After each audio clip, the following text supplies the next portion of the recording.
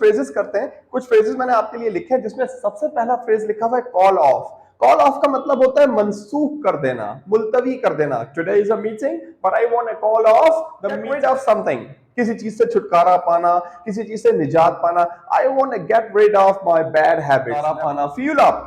देखिए कितना इंटरेस्टिंग है। किसी भी चीज में गैस या पेट्रोल भरवाना, इसको कहते हैं फ्यूल अप। अब आप इतना लंबा बोल दें, I want to fill the petrol in my bike, या आप बोले I want to fuel up my long and short of something, लबोलुबाब, समरी, खुलासा, लॉन्ग एंड शॉर्ट, जिसको हम कहते हैं ऑन द होल भी कहते हैं, मजमूई तौर पे लॉन्ग एंड शॉर्ट कहते हैं ना, कुल मिला के बात ये है।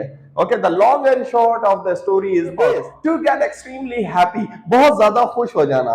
Okay, he flipped out when he came to know that he has won the lottery. Comprised of something, किसी चीज पे मुश्तमिल होना।